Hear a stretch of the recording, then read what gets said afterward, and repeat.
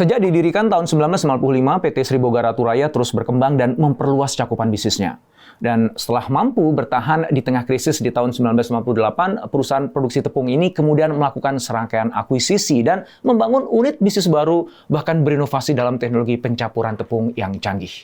Apa sih strategi di balik kesuksesan ekspansi bisnis PT Sri Boga? Dan di tengah persaingan bisnis produksi tepung yang begitu sengit, bagaimana Sri Boga membangun keunggulan kompetitifnya dan juga diferensiasi? Yuk kita tanya langsung ke Presiden Direktur PT Sri Boga Ratu Raya, Bapak Alwin Arifin.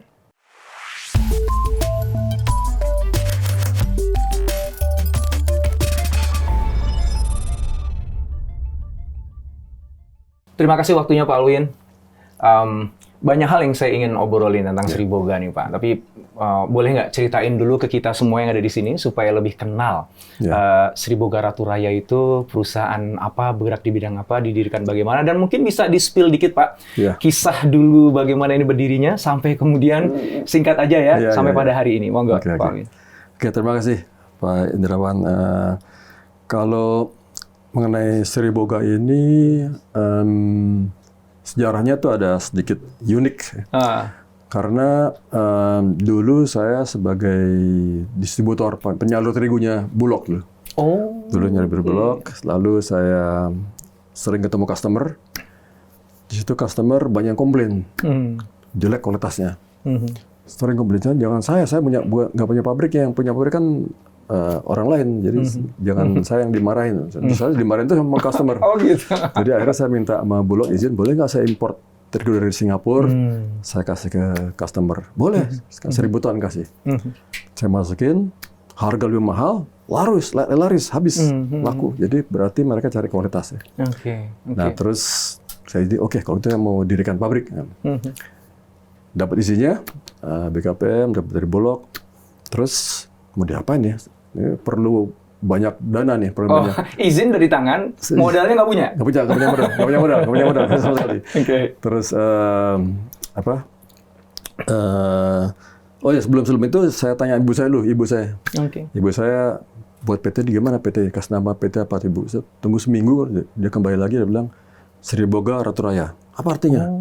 Sri Boga itu Ratu, Boga makanan, Ratu Raya universe. Jadi Ratu Makanan Universe. Ratu Makanan tuh alam semesta ya. Itu ibu yang ngasih berarti namanya, Masya Allah. Betul. Lalu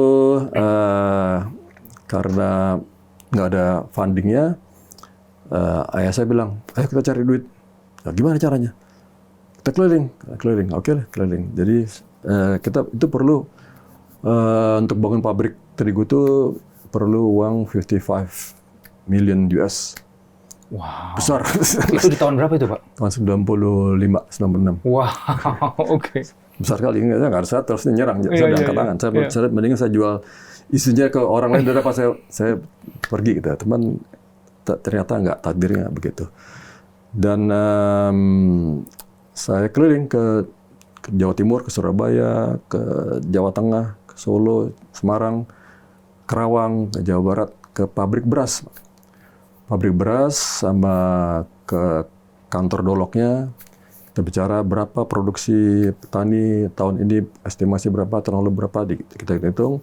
Terus ke miller, pabrik beras itu kita tanya juga berapa kira-kira kamu ambil dari petani, kita hitung, dapat gambaran nasional itu.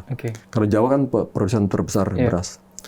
Dan itu kita perkirakan tahun 96, itu 96 Indonesia akan impor 3 juta ton beras.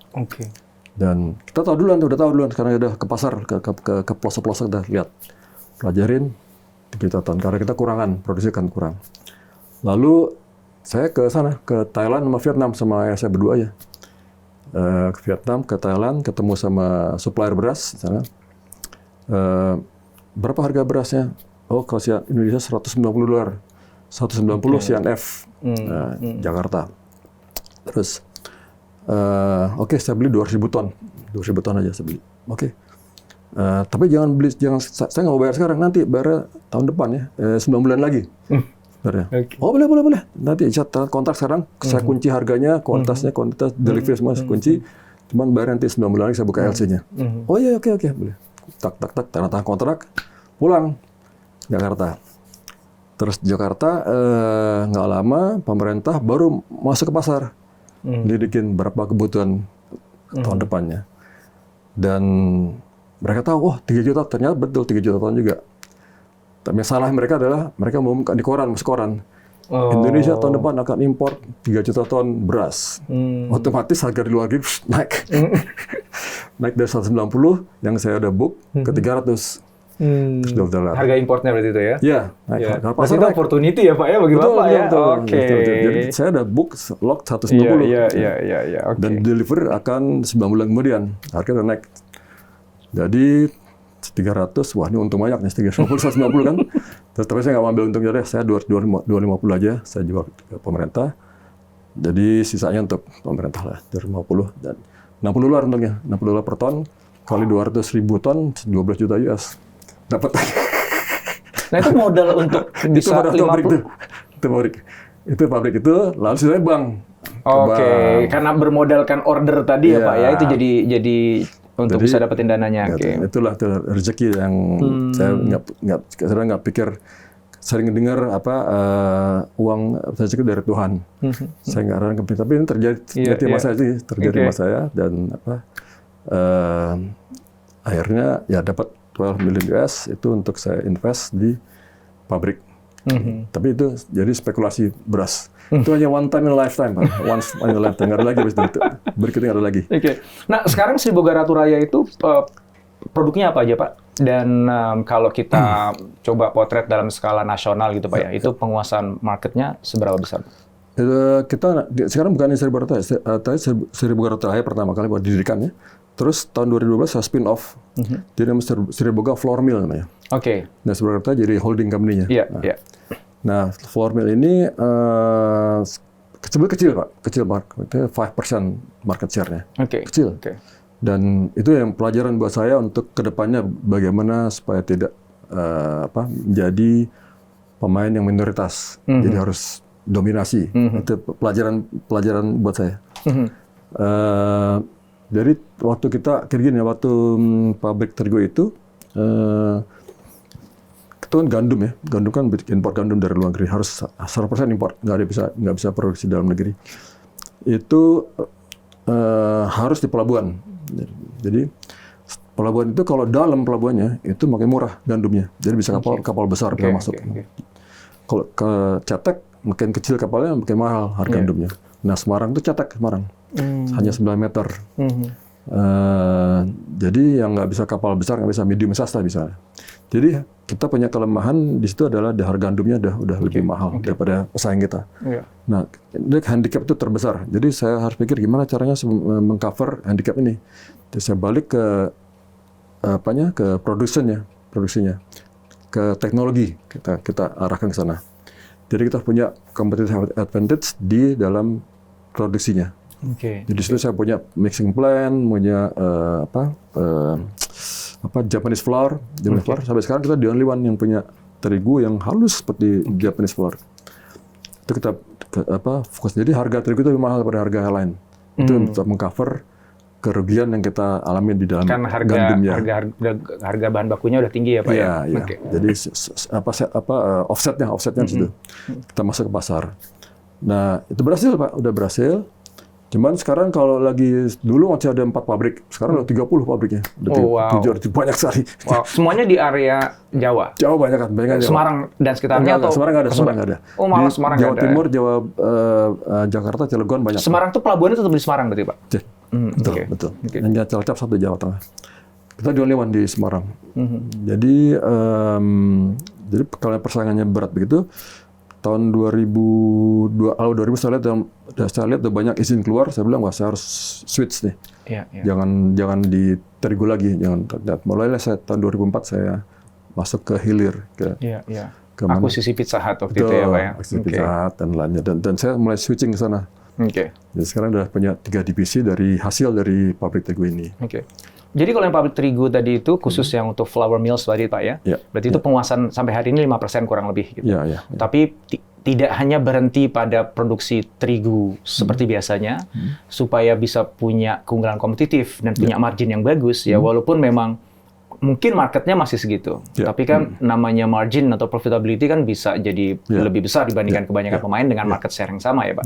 Bapak tadi mengembangkan teknologi yang membuat terigunya sangat halus sehingga margin lebih tinggi dan sebagainya itu ya Pak ya.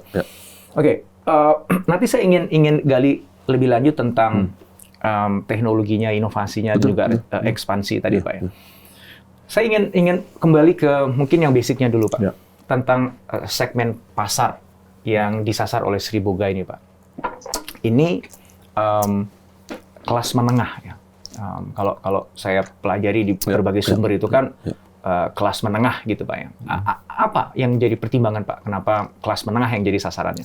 Padahal kalau kita bicara dari sisi jumlah masyarakat Indonesia kan lebih banyak kan justru menengah ke bawah ya. Nah, itu apa pertimbangannya, Pak? Karena apa? Karena tadi saya bilang kita kalah dalam gandumnya, jadi yang lain itu produsen itu membuat yang ke bawah semua. Jadi, kalah tuh dari sisi harga maksudnya? Harga kalah. Karena gandumnya lebih murah mereka daripada kita. Jadi kita harus buat added value pada terigunya. Jadi kalau saya giling sama-sama di bawah, saya kalah. Jadi saya harus ke atas lagi.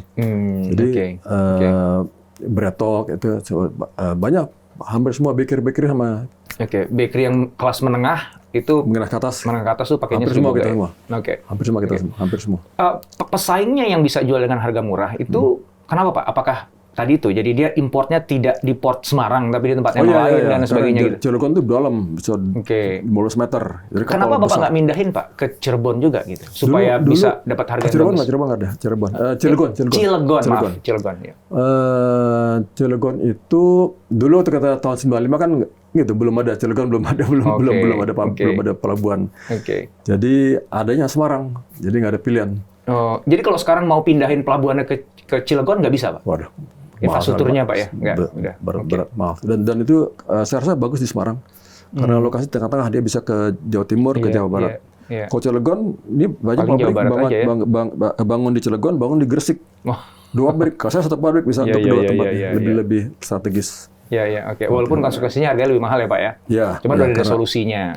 Solusinya adalah pakai teknologi supaya kualitinya bisa naik, jadi bisa jual dengan harga lebih tinggi. Gitu Pak ya.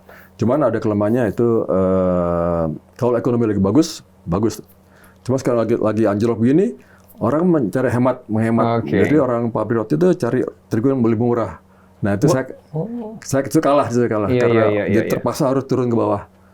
Turun ke bawah itu artinya apakah menjual produk dengan harga lebih murah atau gimana? Iya, lebih murah. Jadi berarti harga potong margin? Potong margin jadi agak kurang margin kita. Artinya dari sisi product lines-nya Sri Boga sekarang, ya kan, yang disasar kan kelas menengah ya Pak ya? Iya. Sekarang punya juga produk yang menyasar pada menengah bawah? Iya. Ada Pak? Harus. Kalau nggak, kalau sana besar kan, pada turun ke bawah. Semenjak krisis begini banyak yang turun ke bawah, yang dari menengah tuh ke bawah. Kalau misalnya tadi ya, contohnya kita nggak apa-apa nyebut merek ya dalam konteks pembelajaran ya. Misalnya tadi sebut Bretok misalnya, yang menjadi customers-nya Sri Boga gitu ya. Mereka kan menengah Pak ya? Iya. Apakah artinya? Menengah ke atas dia. Ya menengah ke atas ya. Apakah artinya pada saat krisis ya, kemarin pandemi misalnya atau mungkin krisis moneter sebelum-sebelumnya gitu Pak ya, itu memang demand dari mereka berkurang? Artinya bisnis mereka pun juga akhirnya jadi melambat gitu, yang berdampak kepada Sri Boga. Suatu kapan? Pada saat ini krisis atau tadi kan Bapak kan menyebutkan bahwa COVID kena semua COVID itu semuanya kan ya. Kena semua. Konteks tadi Bapak menyebutkan bahwa sekarang ini kan dalam kondisi ekonomi yang mana orang itu mulai menghemat gitu kan Bapak ya. Nah berarti segmen yang disasar oleh Sri Boga yaitu menengah ke atas itu juga terdampak. Ya terdampak juga. Jadi sekarang banyak pabrik roti lain, pesaing-pesaingnya banyak pabrik roti lain yang masuk ke retail, modern trade, Alfamart, Indomart segala macam tuh banyak kan ribuan mereka ada berapa puluh ribu outlet. Kenapa itu Pak? Jadi dan mereka tuh kan pasar kan dari menengah ke bawah. Jadi jadi kita mau nggak mau harus supply ke mereka juga yang menengah ke bawah kemauan karena jenis retailnya sekarang udah menengah ke bawah. Oh gitu ya. Yang menengah ke atas tuh di mall-mall. Iya. Itu nggak banyak. Jadi kalau dari sisi pergeseran market Pak ya, apakah itu artinya dibandingkan dulu, akhir-akhir ini pasar tuh bergeser dari yang tadinya menengah atas jadi bergerak ke menengah bawah? Iya. Faktor ekonomi berarti Pak pemicunya Pak ya? Betul. Oh gitu ya. Betul. Oke. Nah, sejauh mana Sri Boga dengan segmen awalnya adalah menengah atas dan punya teknologi untuk menengah atas, ya. Biasa dengan margin menengah atas. Terus dengan realitas seperti itu harus ngeluarin produk-produk untuk menengah ke bawah, ya Pak ya. Nah, sejauh mana itu bisa sustainable itu Pak untuk dan selain sustainable itu bagus nggak sih sebenarnya gitu? Ya. Jadi kita ini periode survival. Karena persaingan ini oversupply kan. 30 pabrik ini ada kondisi pasar oversupply. Jadi mereka sering cut harga. 30 pabrik itu yang di dalam Sri Boga sendiri atau pabrik terigu. Pabrik terigu di Indonesia ini seluruh ada Indonesia. Oke. Apalagi di Jawa, paling Jawa. Itu cutting off harga, jadi mau nggak mau kita harus turunin harga. Terus cari jalan gimana caranya? Akhirnya kita menemukan juga dengan teknologi juga. Akhirnya kita menemukan satu jenis terigu yang dicampur dengan ingredient lain. Ya. Kita punya alatnya. Itu membuat terigu kita beda sama terigu lain. Jadi harga bisa lebih murah, ya, karena costnya lebih murah. Jadi kita tidak perlu impor gandum yang mahal untuk membuat terigu. Kita cukup yang menengah, bisa dengan hasil sama dengan tambahan ingredient di situnya. Jadi kita jadi costnya menghemat, beli gandum nggak usah beli yang mahal, beli yang murah, tapi bisa ditambah dengan ingredient bisa hasil sama dengan yang mahal tadi. Nah itu udah jalan sekarang. Jalan. Sejauh mana solusi itu bisa menutupi bolong yang tercipta gara-gara pasar menengah atas yang hilang tadi itu, Pak? Jadi kita merubah, Pak. Jadi merubah dari regular flour mill menjadi fusion flour mill. Jadi biar the only one, kita satunya yang melakukan hal itu. Untuk keluar dari persaingan yang begitu ketat ini. Jadi fusion flour mill itu yang tadi karena kita punya alatnya dan punya teknologinya, jadi kita bisa buat terigu yang tidak sama dengan terigu yang lain. Kalau terigu lain itu pabrik lain hanya gandum digiling, dicampur sama terigu lain keluar. Kalau saya nggak, gandum digiling jadi terigu, terus dicampur sama ingredient lain, ada formula secret formulanya, baru jual ke pasar. Itu harga jualnya itu sama dengan harga jual yang majority atau lebih murah atau lebih tinggi? Lebih murah, better profit untuk kita. And better quality juga bagi customers. Iya, better quality. Lebih. Jadi yang kita baru keluarkan namanya mereknya Beruang Emas itu. Itu untuk mie, khusus untuk mie, karena mie paling besar market share-nya. 50% dari terigu itu diambil oleh mie. Itu lebih kenyal, lebih terang warnanya, dan dan lebih murah dan lebih sehat, lebih less gluten. Less gluten. Jadi kalau makin mahal gandum dibeli itu makin tinggi glutennya. Kita yang lebih rendah, jadi less gluten, jadi lebih sehat, lebih murah, dan lebih kualitas lebih bagus. Dan saat ini apakah produk itu Pak, Beruang Emas itu yang menjadi penggerak revenue? Karena dia baru diluncurkan sih ya. Kalau proyeksinya Pak Alwin sendiri, apakah itu nanti akan jadi 50-50? Akan jadi tahun depan 50-50. 50 itu hanya Beruang Emasnya aja? 50 nggak, Beruang Emas, dan itu kan baru untuk mie aja. Itu untuk roti, untuk biskuit, untuk wafer segala macam ada juga. Itu 50, masuk kategori 50-nya? 50%. 50% produksi dari yang fusion flour, 50% regular flour. Yang fusion flour ini yang bisa jual harga murah, tapi dengan quality yang tinggi tadi ya. Kalau yang regular flours ini yang ngambil segmen menengah? Yang premium. Premium. Jadi yang memang kita ada punya yang Japanese flour itu nggak ada yang bisa buat Japanese flour itu nggak besar marketnya. Cuman ada dan itu bagus profitnya. Jadi itu kita jaga. Saya juga baca itu ya bahwa bukan hanya menyasar pasar menengah ya, Sri Boga ya, tapi menyasar pasar premium, bahkan super premium, walaupun niche gitu. Nah, itu benar ya Pak ya? Benar. Dasarnya apa Pak? Karena nggak ada yang main ya? Nggak ada main di situ. Dan impor kalau nggak. Mereka impor dari Jepang, mahal harganya. Jadi lebih murah kalau yang produksinya Sri Boga Pak ya? Saya bisa buat seperti dari Jepang, saya bisa buat. Jadi nggak usah impor dari Jepang. Jadi lebih murah. Itu premium. Itu nggak banyak kan. Nggak banyak yang buat produk itu karena mereka nggak punya teknologi untuk membuatnya gitu Pak ya? Enggak, maksudnya demand-nya nggak sebanyak. Tapi cukup di ujung piramid mungkin. Kenapa nggak banyak orang yang mau main di situ Pak?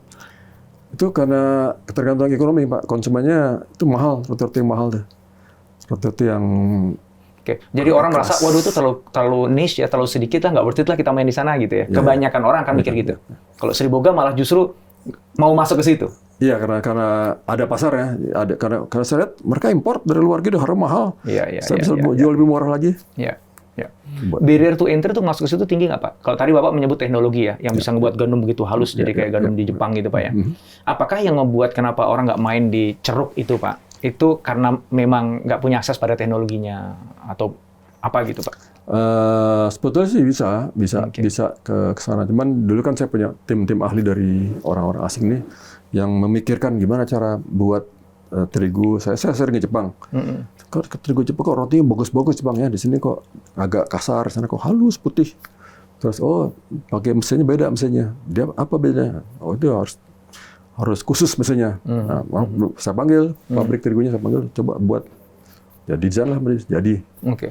Artinya sebenarnya kalau ada perusahaan produsen tepung lainnya yang ingin mengambil segmen itu dengan buat itu sebenarnya bisa aja gitu. Itu tidak di lock oleh Sri Boga ya. Cuman Sri Boga yang punya inisiatif duluan dan berani ngambil risiko main di niche itu ya Pak ya. Oke. Tadi Bapak menyebut ada keunggulan kompetitif gitu. Ya.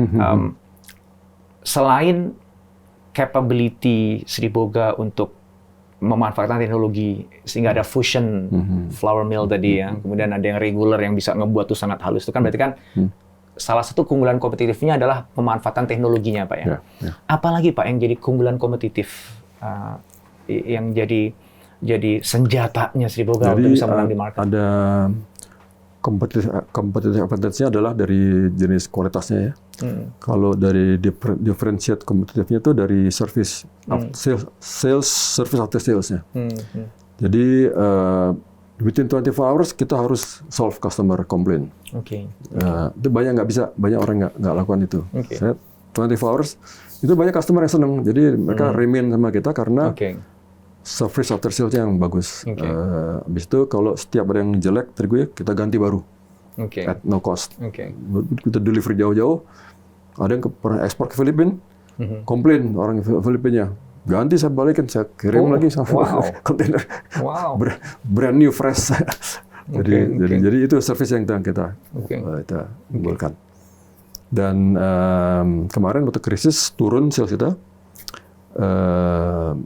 Tapi begitu langsung kembali customer kembali lagi pada kita. Jadi ada kepercayaan dari customer. Kaitannya dengan positioning Pak. Ini kan menarik ya. Jadi ketika di awal Sri Boga itu mainnya di kelas menengah atas. Ya, makanya tadi beberapa brand-brand besar ada di mall itu jadi customers Sri Boga gitu. Tapi kemudian pasar bergeser. Dan masyarakat mulai menghemat uang sehingga orang itu beli roti nggak kayak dulu lagi gitu ya. Kemudian akhirnya keluar beruang emas dan produk-produk yang lain yang justru menyasar pasar menengah ke bawah gitu. Berarti kan ada pergeseran positioning tuh Pak dari yang tadinya menengah atas kepada menengah ke bawah gitu ya. Pertanyaannya adalah gini. Sebenarnya nanti yang diinginkan oleh Sri Boga itu positioningnya ada di mana? Apakah ini jagonya tepung yang untuk menengah bawah tapi kualitasnya bagus, atau emang ini tepung premium gitu? Karena kalau brandnya sama gitu ya, walaupun penamaannya berbeda, punya dua positioning yang berbeda kan takutnya jadi rancu di masyarakat gitu Pak ya. Nah, gimana tuh Pak pandangan Bapak? Kita kan ini B2B banyak kan, B2B. Jadi kalau B2B itu customize, kita buat customize per customer. Jadi banyak pabrik terigu yang dari 30 itu mungkin hanya beberapa biji yang bisa customize. Mungkin saya baru tahu 3-4% yang dari 30 yang bisa customize ya. Yang lain nggak bisa.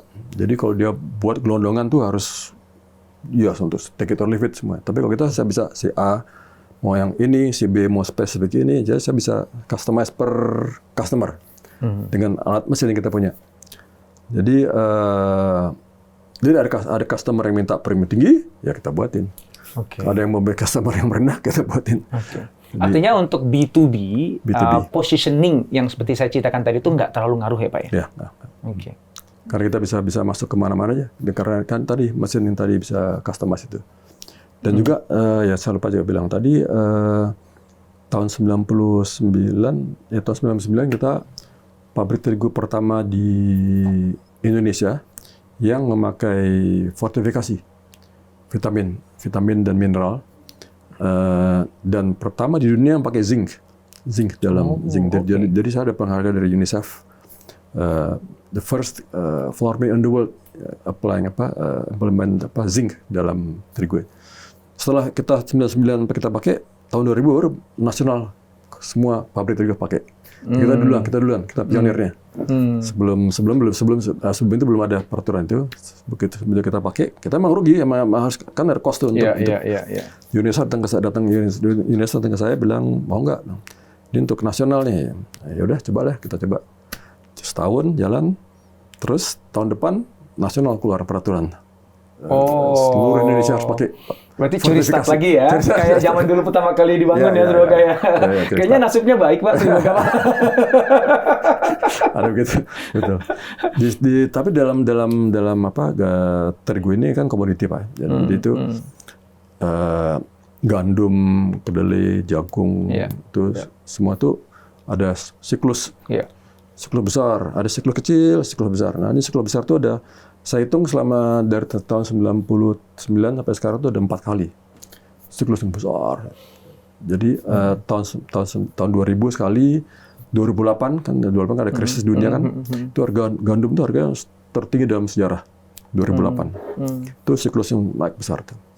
Terus 2012 ada lagi sama 2020 kemarin. 2020 kan perang Ukraine. Itu gandum naik dari 240 ke 500. Wow. Dan saya nggak bisa naikin segitu banyak terigu. Dan harus rugi kita. Harus rugi, harus berkorban. Jadi kalau naiknya sampai 100%, masa terigunya nggak bisa juga. Masyarakat nggak ada yang bisa makan mie dan roti ya, Pak ya. 10%, 20%. Jadi saya cover. Sampai semua pabrik begitu, semua pabrik. Dan jadi ada siklus itu yang harus kita sebagai pemain dalam terigu harus lihat, perhatikan kemana trennya. Jadi kita pelajarin weathernya di mana di dunia, di Australia, apakah akan kekeringan, Amerika, di Eropa, terus geopolitik, jadi apa perang di mana-mana itu, terlogistik problem, banjir di sungai di Amerika tuh kapal nggak bisa keluar, gandumnya nggak bisa itu karena itu semua dan saya untung saya ada pabrik kelapa sawit di Kalimantan. Jadi itu ada kan tiap hari kita ukur tuh hujan, harus hujan yang turun di tiap hari. Nah itu begitu satu hari tuh kering, kok nggak kering di Kalimantan tuh kering, nggak ada kurang hujan.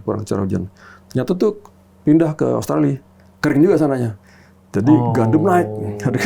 Jadi kita lihat indikasi ini nih, hujan di sini, hujan di Kalimantan. Jadi harus paruh cenayang ya Pak ya? harus kenalan sama Mbak Rara tuh kayaknya. Hujan. Oke. Jadi ya itulah. Seninya di situ ya Pak ya, kalau bisnis komoditi ya Pak. Betul. Dan kalau kita berhasil membaca itu, baca siklus itu, bisa curi start lagi Pak ya? Kita menang. Itu kalau kita nggak berhasil, kita rugi. Wow. Terakhir nih Pak, di tahun 2019 itu kan Sri Boga mengeluarkan produk mix ingredient ya Pak ya, yang langsung bisa dipakai oleh orang untuk buat macam-macam lah ya, tempura dan lain sebagainya gitu Pak ya. Itu dari flour mill Pak ya? Atau itu PT yang berbeda ya Pak? Itu flour mill tadinya, terus saya spin off. Spin off, jadi namanya multi inti pangan sendiri. Saya karena beda skill, beda market, beda semua, jadi saya pisahkan. Dasarnya apa Pak? Kenapa kok memutuskan untuk mengeluarkan produk itu? Waktu kita mencari premium market itu, di pabrik terigunya tuh memang banyak campuran kan, ada campuran dari luar kan. Ada nggak terasa tuh berubah jadi terigu itu jadi premix flour. Nggak sengaja jadi premix flour. Terus wah ini nggak bisa nih begini, harus dipisah nih. Udah beda jenis usahanya, udah beda. Jadi saya pisahkan. Terus jadilah sekarang nih MIP, namanya MIP. Itu sekarang membuat tepung tempura, pisang goreng, ada ayam juga ya, ayam Kentucky, laku. Dan satu komplain saya kepada pemerintah nih. Dan saya nggak pakai MSG, di dalam itu. No MSG, bahan bumbu itu. Semua pakai MSG yang lainnya. Saya nggak pakai MSG, no MSG. Jadi natural. Cuman masalahnya, saya tulis tuh no MSG di kemasan, package tuh nggak boleh sama BPOM. Oh ya? Nggak boleh, dilarang loh. Kok aneh? Makanya di luar negeri kan semua pakai no MSG, di sini nggak boleh. Padahal MSG itu bahaya. MSG itu bisa untuk bisa kanker kalau kebanyakan. Cause cancer kan suka pegel, suka. Jadi saya pakai no MSG nggak boleh. Saya bisa cabut isinya kata. Waduh, saya komplain. Komplain ke BPOM. Nggak boleh. Di rootnya tuh bilang, boleh secara lisan. Tapi di lapangan tetap nggak boleh. Sampai sekarang nggak boleh. Tapi kebaca tuh Pak, kenapa alasannya Pak ya? Ya makanya kebaca. Saya baca, ini udah pasti udah industrinya dia support. Saya ke hakim, datang ke hakim, ketemu ke petun, mau petunkan kan, dia bilang, wah ini bisa. Tetap nggak bisa di lapangan? Tetap nggak bisa juga di lapangan? Cuman harga mahal. Oh, untuk menuliskan itu ada biayanya? Ada biaya dong ke ke yang berkuasa. Iya, begitu. Ada biayanya. Itu mahal. Jadi udah biar aja kita. Tapi sekarang masih tetap konsisten Pak dengan idealisme MSG itu walaupun nggak bisa mencantumkan. Tetap MSG, no MSG. Saya harus cari differentiate saja. Nggak boleh sama. Dan laku sekali barangnya. Artinya kan tetap harus kita kan bisa campaignkan non MSG-nya, hanya cuman nggak ditulis dalam kemasan kan masih bisa begitu kan ya. Betul. Pauline, terima kasih banget, belajar banyak saya pada hari ini tentang Sri Boga Ratu Raya dan very inspiring ya. Mudah-mudahan jadi pembelajaran kita semua nih teman-teman semuanya. Makasih, terima kasih.